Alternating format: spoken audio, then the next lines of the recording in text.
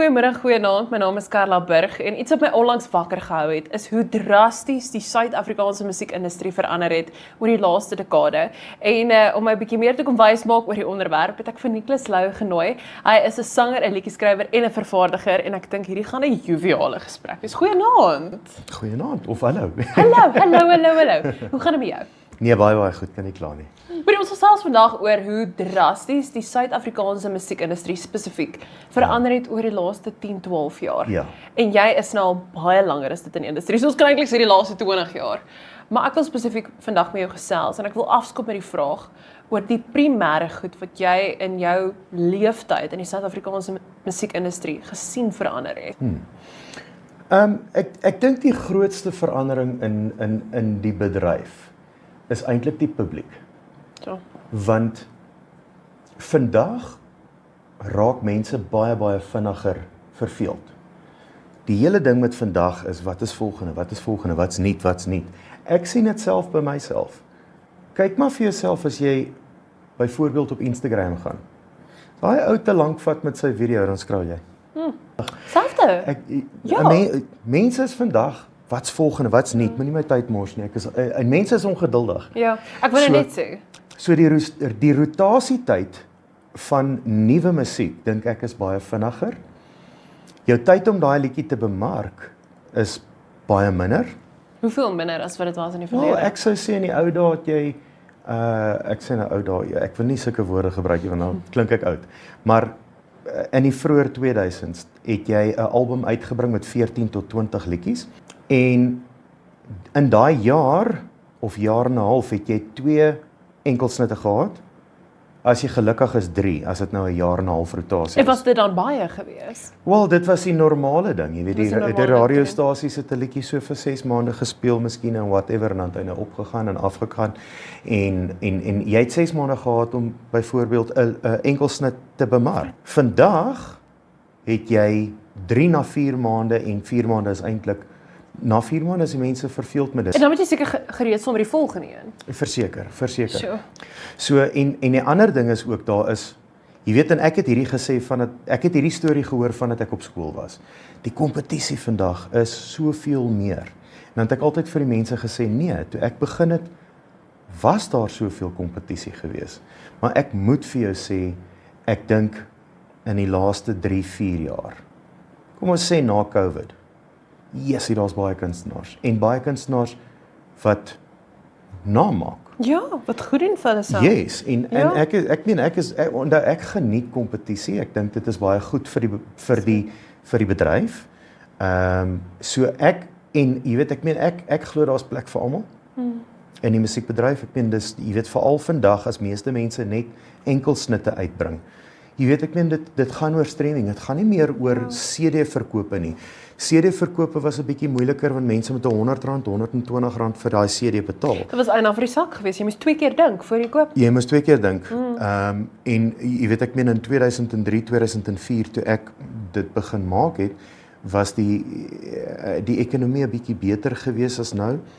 En hy het op 'n stadium 'n groot dip gevat met die CD-verkope, het ons dit gesien.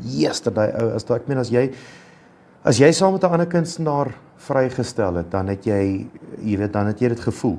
Is jy ernstig nou met CD-verkoop? Ja, as jy op dieselfde dag saam met 'n ander kunstenaar vrygestel het, vir alle kunstenaar wat in jou klassifisering val, Yes. die min of meer dieselfde status of verkoper is. Ja. Dan het julle mekaar seer gemaak want mense kon net eenvoudig op 'n stadium nie meer 2 na 3 CD's per maand koop nie. Ja, die inkomste met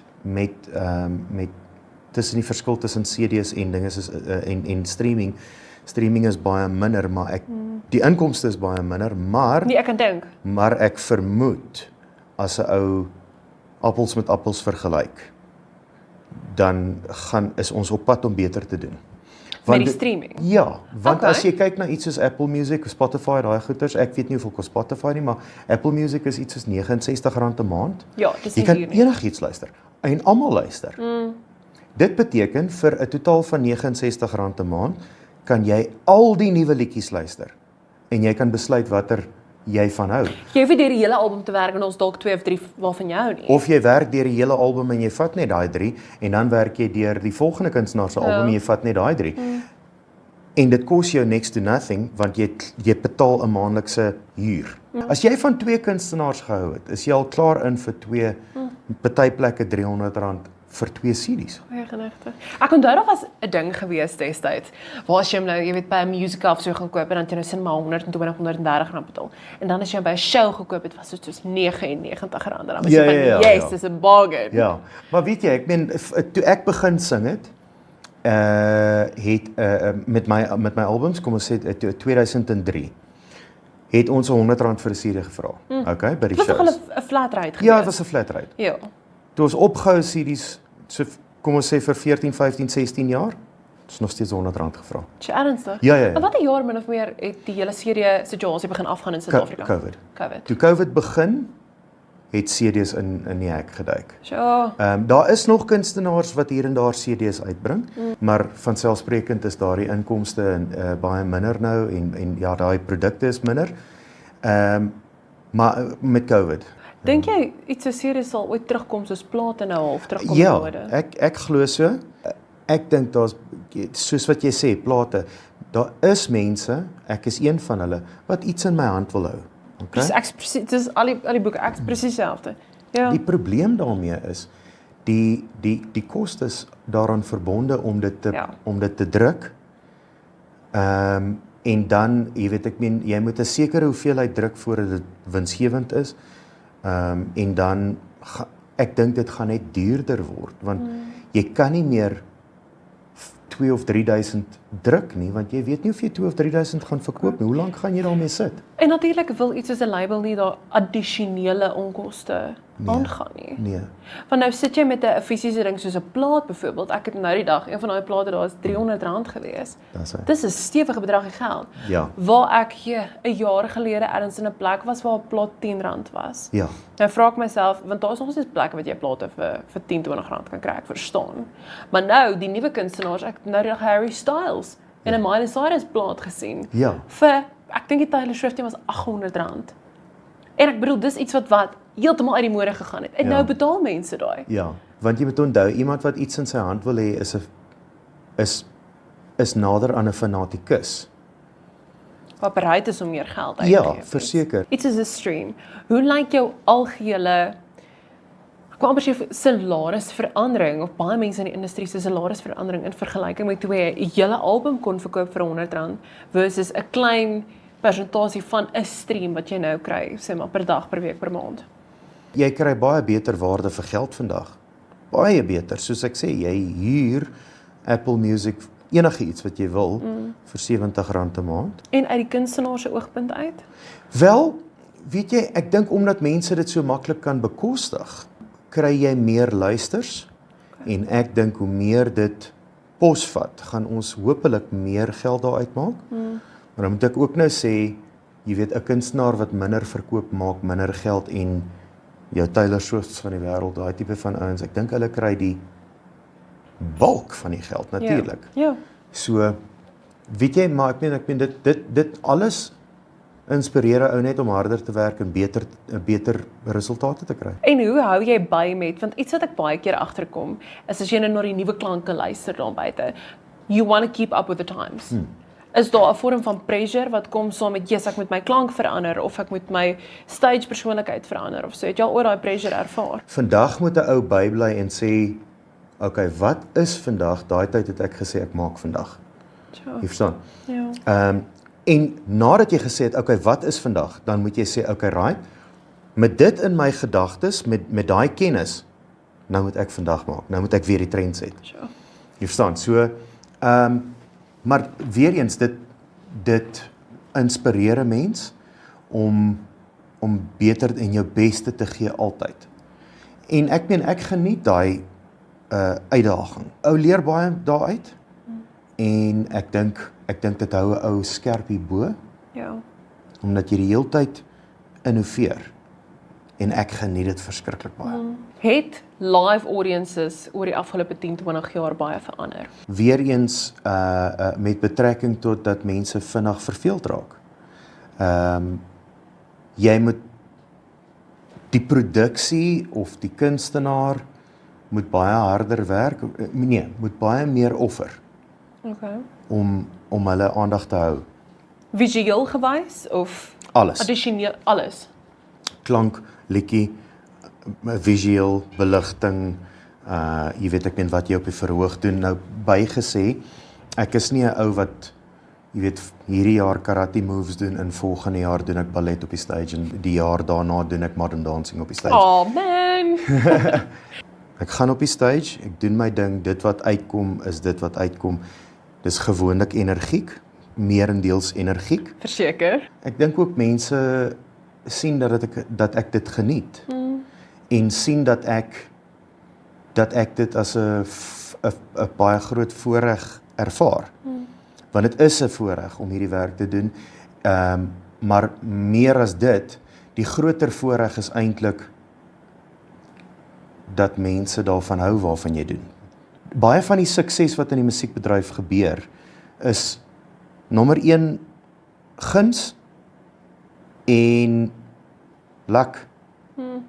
Luck het baie daarmee te doen. Regte tyd, regte plek, Ja, regte span regte span. en guns. So.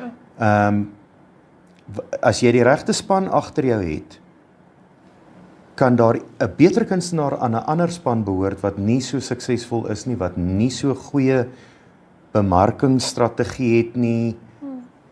En jy wat dalk 'n mindere kunstenaar is, doen beter as die volgende kunstenaar.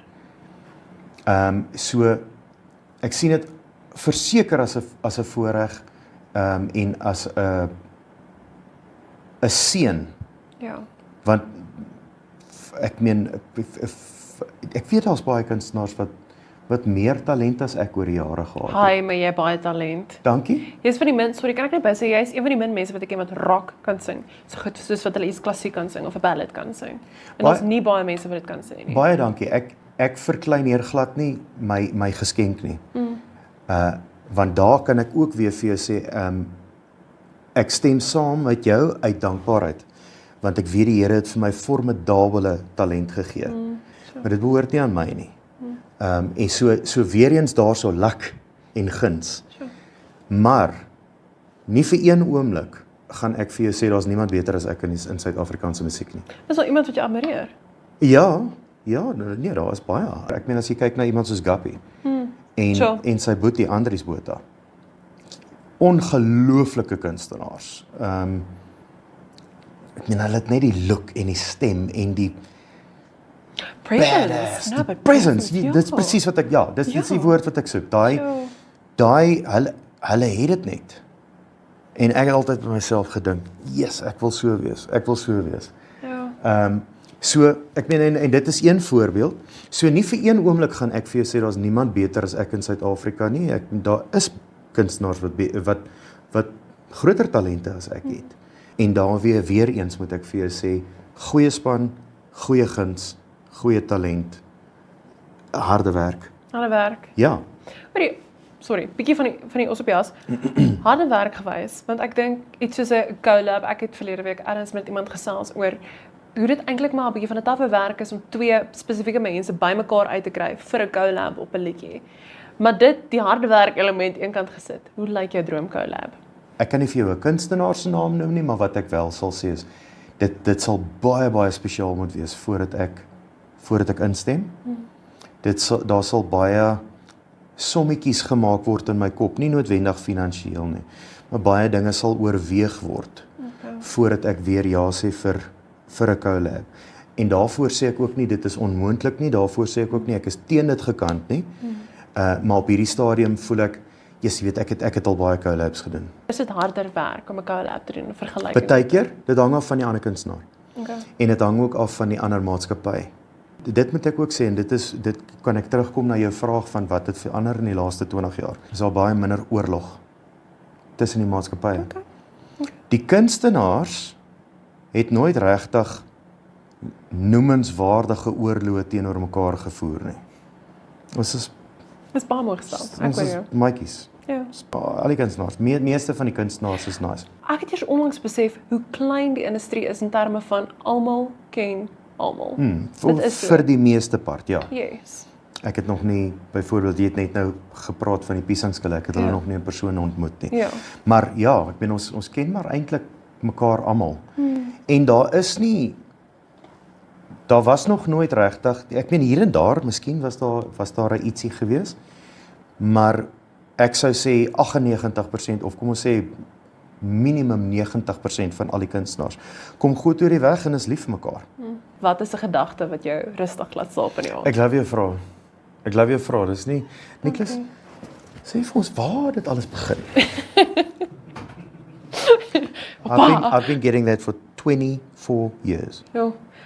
So dis 'n moeilike vraag. Dit is soos wat 'n ouer raak, dink ek slaap 'n ou minder rustig in die aand, want realiteit skop in. Ek kan nie daai vraag antwoord om vir jou te sê wat my rustig laat slaap in die genade. Ciao. Genade. Want soos wat 'n ouer raak, besef jy die dinge in die wêreld is realiteit. Ek dink ook 'n mens besef jou eie mortaliteit raak 'n realiteit vir jou. Ja. As jy jonk is, Ja. dan was nog nooit nie 'n Christen nie. Maar 'n mens raak wyser en jy dink meer oor hierdie dinge en jy dink vir jouself, luister, het ek hierdie ding, die verhouding met God, het ek dit reg? Het ek die verhouding met Jesus reg? Ciao. Ek dink baie mense kyk Jesus mis en praat met God. Maar dit gaan oor Jesus. En daai ding werk in my kop en dan ook natuurlik al die ander realiteite waaroor ek nou net gepraat het. Ja. En 'n ou slaap, ek slaap nie meer so lekker as wat ek in die ou dae geslaap het nie, 10 jaar, 15 jaar terug nie.